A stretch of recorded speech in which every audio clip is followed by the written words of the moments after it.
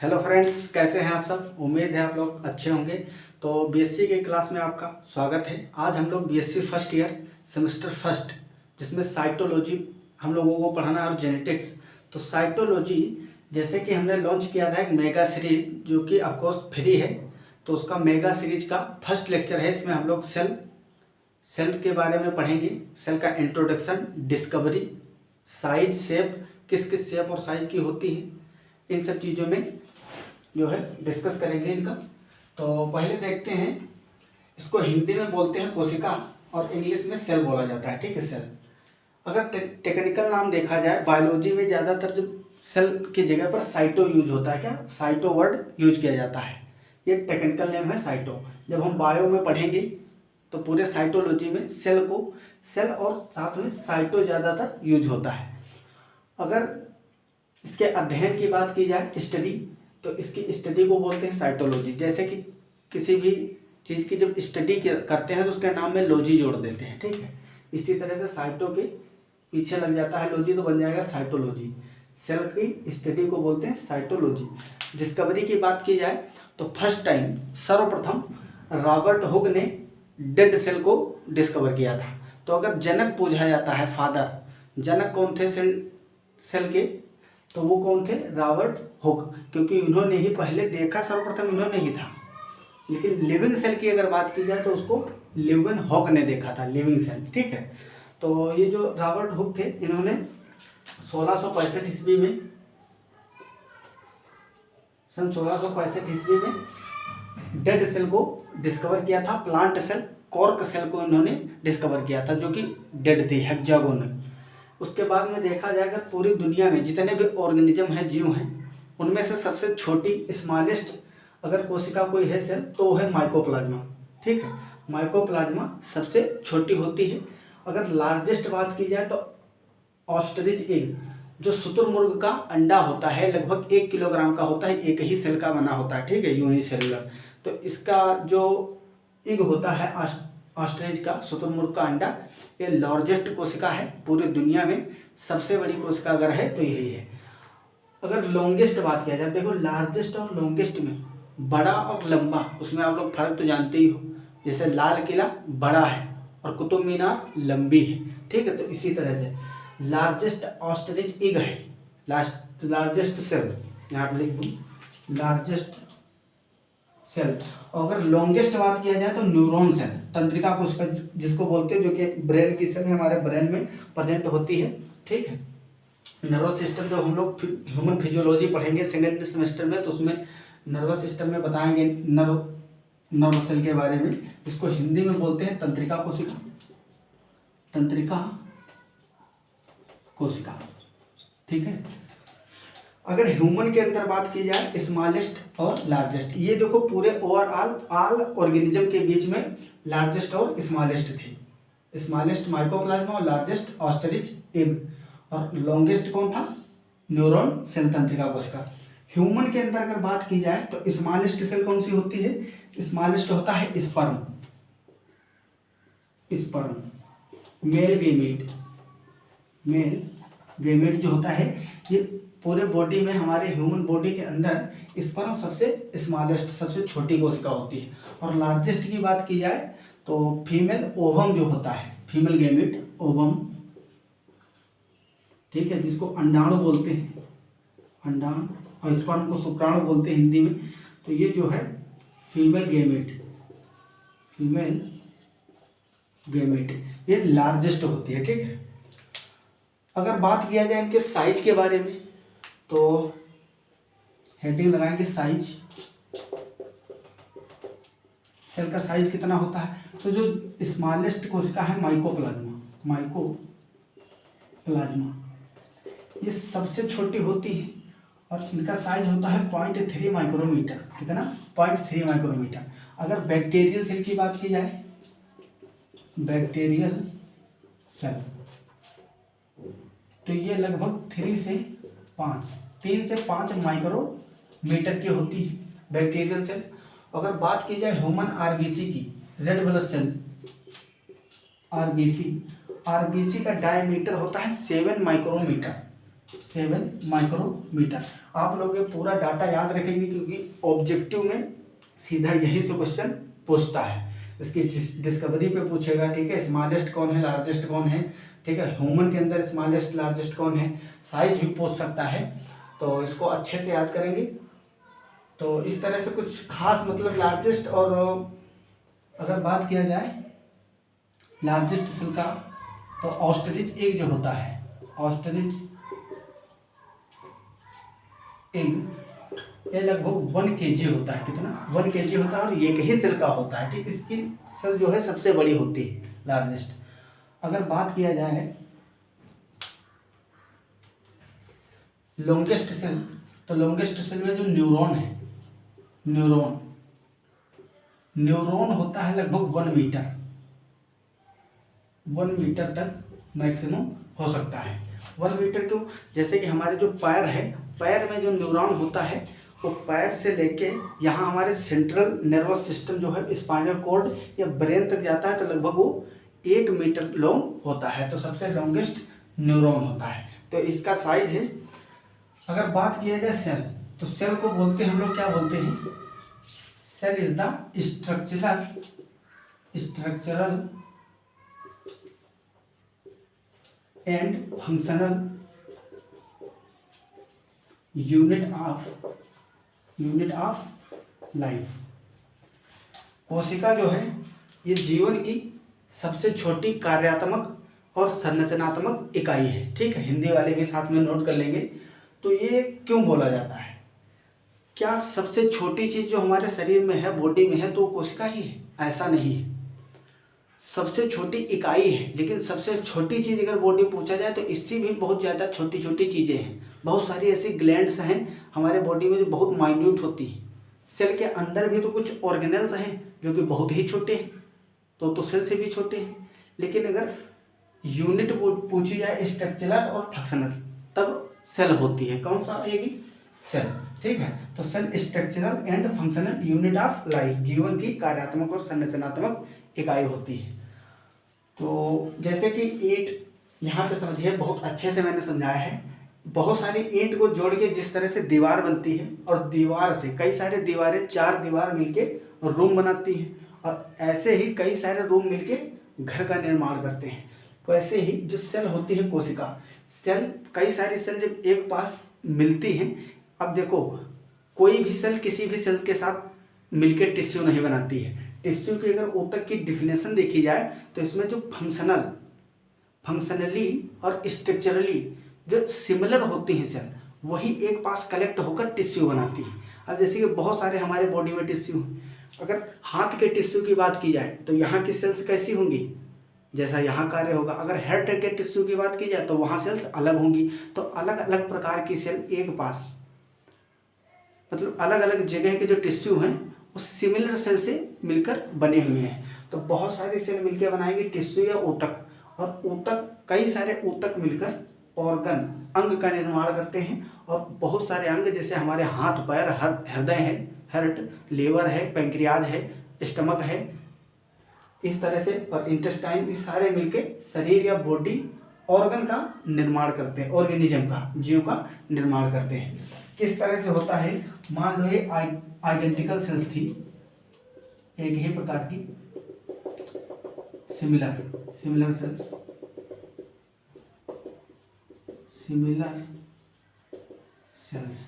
तो ये क्या बना दी? ये टिश्यू का निर्माण करेंगे। किसका? टिश्यू। बहुत सारे सेल जो संरचना में और कार्य में समान है, स्ट्रक्चर और फंक्शन में सिमिलर है, वो एक पास कलेक्ट होकर बनाती है टिश्यू। इसको क्या बोलते हैं? सिमिलर सेल्स से जो मिलकर बनेगा उसको टिश्यू बोलेंगे, टिश्यू, ऊतक। और इस तरह से कई सारे ऊतक, मान लो एक ये ऊतक था और एक ये ऊतक, बहुत सारे टिश्यू जिसके अंदर छोटी छोटी सेल्स हैं, ये मिलकर क्या बनाएंगे?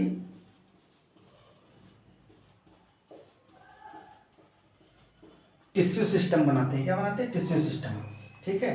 तो जैसे कि एक टिश्यू था, इसके अंदर सेल हैं, ऐसे ही 1 2 3 4 बहुत सारे 100 टिश्यू या 1000 टिश्यू एक पास एकत्रित होकर बनाते हैं टिश्यू सिस्टम। क्या बनाएं? Tissue system. Tissue system. और इस तरह से बहुत सारे टिश्यू सिस्टम एक में मिलते हैं, टिश्यू मिल जाते हैं, तो इससे बनता है ऑर्गन। क्या बनता है? ऑर्गन। तो आप लोग ये पॉज करके नोट करिए, फिर आगे बताते हैं किस तरह से ऑर्गन और ऑर्गन सिस्टम फिर पूरी बॉडी का निर्माण होता है, फॉर्मेशन होता है, कैसे सेल्स से मिलकर बने होते हैं। तो आई होप आप लोग इसको पॉज करके नोट कर लिए होंगे। इतना मिटा दे रहा हूँ मैं।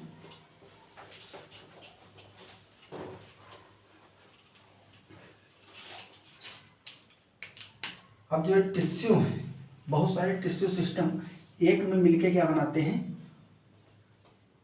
ऑर्गन का निर्माण करते हैं। क्या बनाते हैं? ऑर्गन।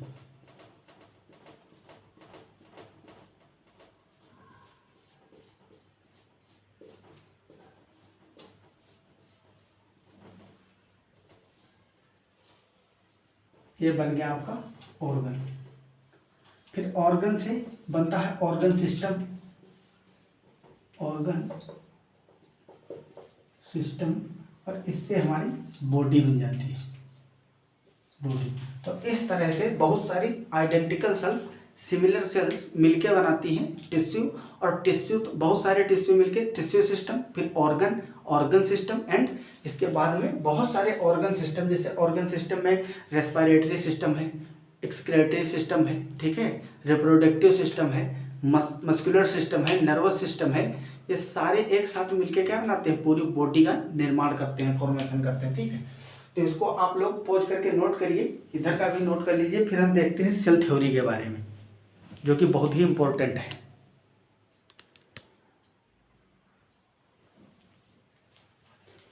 आई होप आप लोग पॉज करके नोट कर लिए होंगे। तो हेडिंग लगाएंगे सेल थ्योरी। सेल थ्योरी,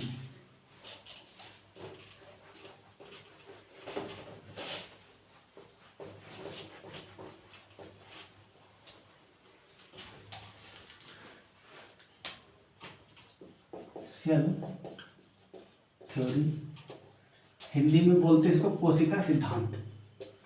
कोशिका सिद्धांत, या इसको कोशिकावाद भी बोला जाता है। तो सेल थ्योरी में सबसे पहले सर्वप्रथम एक साइंटिस्ट थे जिन्होंने 1838 में जर्मन बोटनिस्ट, वनस्पति विज्ञान के एक वैज्ञानिक थे जर्मन के, जिनका नाम था मैथियस स्लाइडेन। उन्होंने, ये बोटनिस्ट थे, तो आपको से प्लांट पे अपना एक्सपेरिमेंट करते थे। तो जितने भी प्लांट होते हैं उनके बारे में उन्होंने बताया, कुछ प्लांट्स की जो जिस पे उन्होंने एक्सपेरिमेंट किया, उनकी सेल के स्ट्रक्चर के बारे में देखा। फिर ये बताया कि जितने भी प्लांट अर्थ पे हैं वो सभी किससे बने होते हैं? छोटी छोटी यूनिट से मिलकर बने होते हैं, जिनको क्या बोलते हैं? सेल बोलते हैं। तो इन्होंने प्लांट सेल पे अपना एक्सपेरिमेंट किया। किस पे? Plant cell. और इन्होंने बताया कि all plants are made up of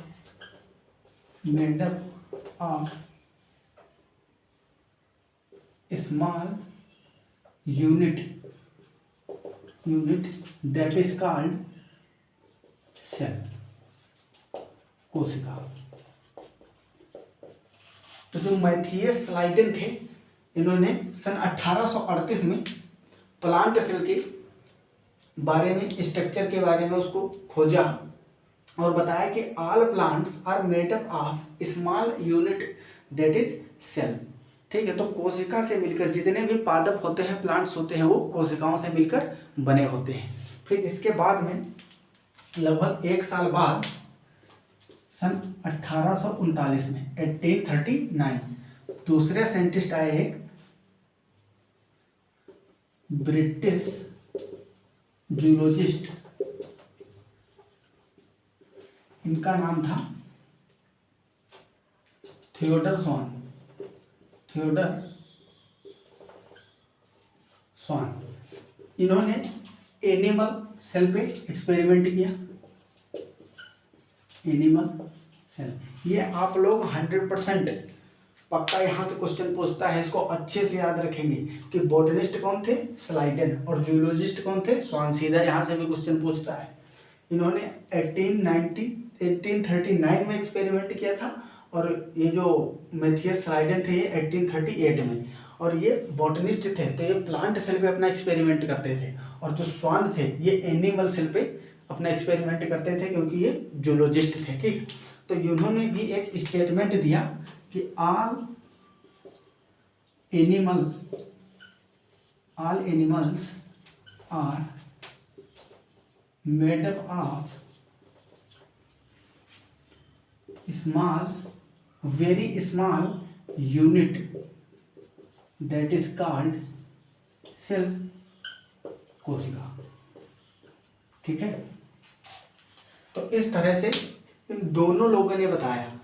Schleiden ने बताया कि प्लांट जितने होते हैं पादप, वो किससे मिलकर बने होते हैं, छोटी छोटी कोशिकाओं से मिलकर बने होते हैं। ठीक है, और जो स्वान थे उन्होंने, वो जूलॉजिस्ट थे तो वो एनिमल पे करते थे एक्सपेरिमेंट। उन्होंने बताया कि जितने भी लिविंग एनिमल्स हैं वो सब किससे बने होते हैं, छोटी छोटी स्मॉल यूनिट से मिलकर बने होते हैं, जिसको सेल कहते हैं। तो इस तरह से दोनों लोगों ने कंबाइन सेल थ्योरी दिया। उस सेल थ्योरी में बताया कि ऑल ऑर्गेनिज्म, प्लांट और एनिमल, ऑर्गेनिज्म जब वर्ड यूज करते हैं तो उसमें प्लांट और एनिमल जितने भी लिविंग हैं ऑर्गेनिज्म सब आ जाते हैं।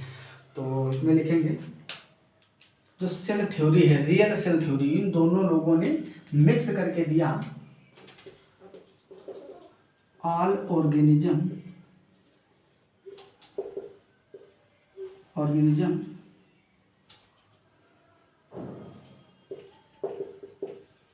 are made up of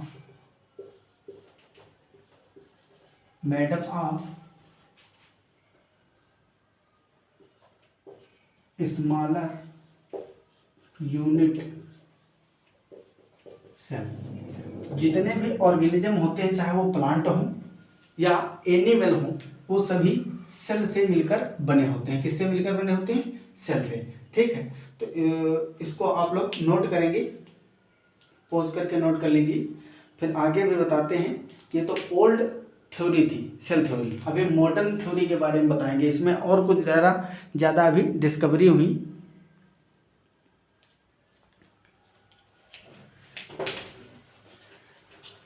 अभी रुडोल्फ विर्चो आएंगे जिन्होंने इसको मॉडिफाई किया, इस थ्योरी को, और इसमें कुछ और भी पॉइंट ऐड किए थे।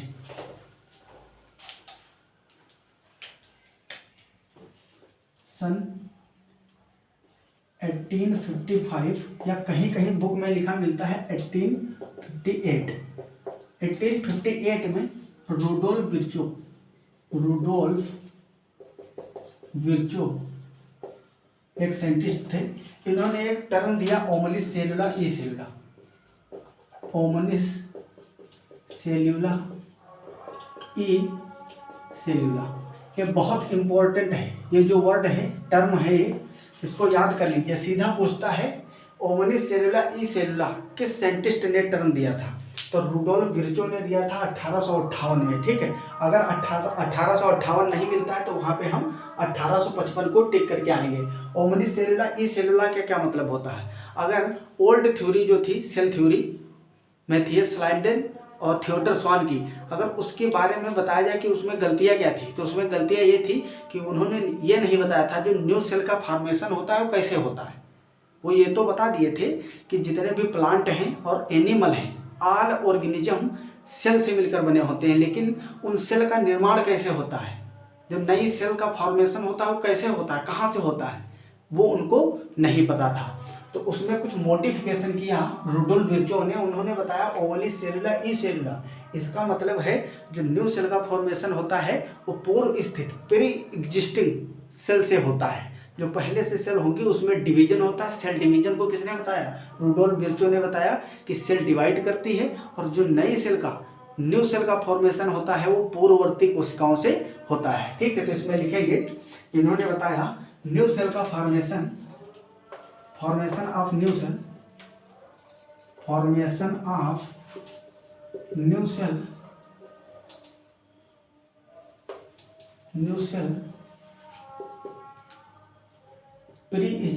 pre-existing cell from the pre-existing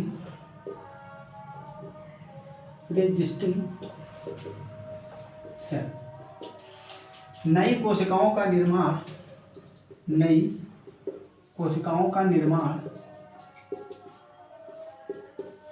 पूर्ववर्ती कोशिकाओं से होता है, कोशिकाओं से होता है। तो जो नई सेल है, न्यू सेल का फॉर्मेशन जो है पूर्ववर्ती कोशिकाओं से होता है और सेल डिवाइड करती है। क्या करती है? सेल डिवाइड करती है। ठीक है, सेल विभाजित करती है, मतलब इसमें डिवीजन होता है। किसने बताया था? रुडोल्फ विर्चो ने। और बताया था जो नई सेलों का फॉर्मेशन होता है किससे होता है? पूर्ववर्ती कोशिकाओं से होता है। अगर बात की जाए न्यूरॉन सेल की, नोट पॉइंट यहाँ पे नोट कर लीजिए। जो न्यूरॉन होते हैं, न्यूरॉन सेल, ठीक है, ये नॉन डिविजिबल है। कैसी है? Non divisible. इसमें विभाजन करने की, डिवाइड करने की कैपेसिटी नहीं होती है। ठीक है, इसमें क्षमता नहीं होती कि ये विभाजित हो सके। तंत्रिका कोशिका बोलते हैं इसको हिंदी में, तंत्रिका कोशिका। ठीक है, तो तंत्रिका कोशिका विभाजित नहीं कर सकती। अब देखो, जो कानूनी नियम है, तो लोगों से यही कहा जाता है कि हेलमेट पहनकर बाइक चलाइए, वाहन चलाइए, चलाते समय हेलमेट का प्रयोग करें। तो जैसे कि हेलमेट को ही क्यों बोलते हैं? हमारे हाथ पैर सब खुले रहते हैं, तो उसको भी ढक के चलने के लिए बोले ना। तो इसलिए बोलते हैं कि जो हमारा मस्तिष्क है, ब्रेन किस सेल से मिलकर बना होता है? न्यूरॉन सेल से। ठीक है, नर्वस सिस्टम जो है हमारा, स्पाइनल कॉर्ड और ब्रेन, तो ब्रेन मेनली न्यूरॉन सेल से मिलकर बना होता है। और न्यूरॉन सेल ऐसी है जो डिवाइड नहीं करती, नॉन डिविजिबल होती है। तो अगर हमारे ब्रेन को छोड़ के अदर बॉडी पार्ट में कहीं भी चोट आती है तो वो रीअपेयर हो जाता है, क्योंकि वो जो सेल्स हैं, एपिथेलियल सेल्स हैं, वो डिवाइड करके नई सेलों का निर्माण कर लेती है। कहीं भी घाव हो जाता है, चोट लग जाती है, तो फिर से ठीक हो जाता है। लेकिन अगर ब्रेन में चोट लगी तो वहाँ न्यूरॉन सेल हैं, तो इनके लॉस होने के बाद में ये दोबारा डिवाइड नहीं करती है। इसलिए हेलमेट बहुत जरूरी होता है। ठीक है, तो न्यूरॉन सेल जो होती है नॉन डिविजिबल होती हैं। फिर बात करते हैं रुडोल्फ विर्चो की। जो मॉडर्न थ्योरी थी उसमें इन्होंने क्या क्या पॉइंट ऐड कराए? Modern cell theory, modern cell theory. तो मॉडर्न सेल थ्योरी में पहली लाइन तो वही है जो स्लाइडन और स्वान ने बताया था कि ऑल ऑर्गेनिज्म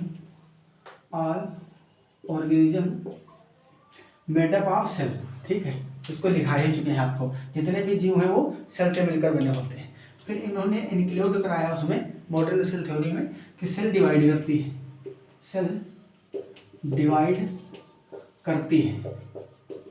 ठीक है, सेल विभाजित होती है। और इन्होंने बताया cell is the unit of cell is the unit of heredity. मतलब इसको बोलते हैं वंशागति। ठीक है, इससे पहले हम लोग कहते थे कि cell is the unit of life. ठीक है, अब जो मॉडर्न थ्योरी के हिसाब से देखा जाए तो रुडोल्फ विर्चो ने बताया cell is the unit of heredity. ये हेरिडिटी जो है, वंशागति, इसकी भी इकाई होती है। ठीक है, सेल के अंदर ही न्यूक्लियस होता है। आगे हम लोग पढ़ेंगे सेल का स्ट्रक्चर। इस तरह से सेल होती है। ठीक है, ये सेल है, इसके ऊपर अगर प्लांट सेल की बात की जाए तो इसके ऊपर सेल वॉल होगी। अगर एनिमल की बात की जाए तो उनमें सेल वॉल नहीं होगी। अब देखो, इसको हिंदी में, इंग्लिश में बोलते हैं प्लाज्मा मेम्ब्रेन। Plasma membrane. अगर हिंदी में क्या बोलते हैं? प्लाज्मा झिल्ली। Plasma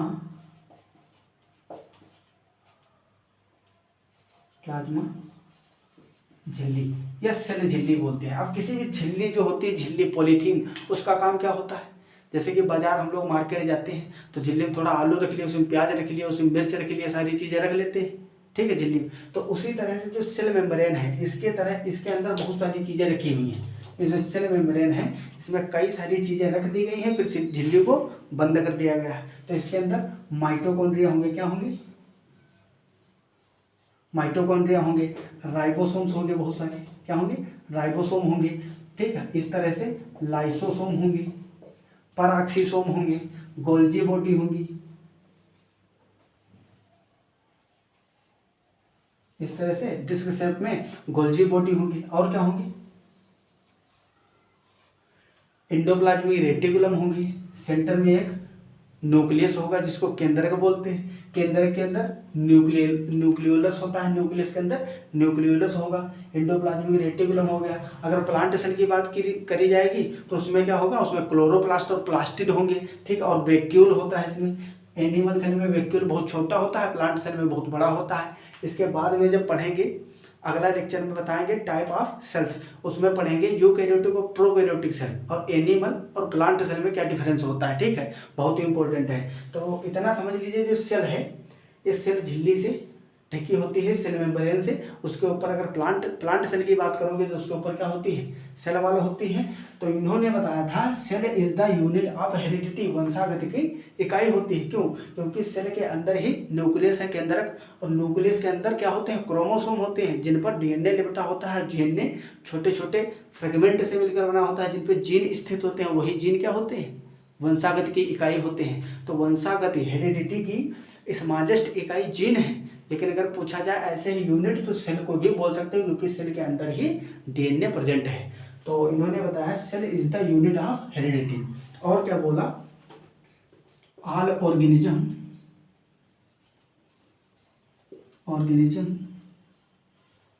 are made up of cell and their secretion. जितने भी लिविंग ऑर्गेनिज्म हैं वो सेल से और सेल के उत्पाद से मिलकर बने होते हैं। अब हमारे बॉडी में आप लोग कभी काफ़ी टाइम से सोच रहे होंगे कि खाली सेल से बने हैं, इसमें तो बहुत कुछ है। तो सेल होता है, और जो बाकी बचा हुआ पार्ट है वो भी सेल ने सिक्रेट किया है, स्रावित किया है। तो जितने भी लिविंग ऑर्गेनिज्म हैं वो सेल और सेल के सिक्रेशन, सेल के प्रोडक्ट से मिलकर बने होते हैं। तो आप लोग इसको पॉज करके नोट करेंगे।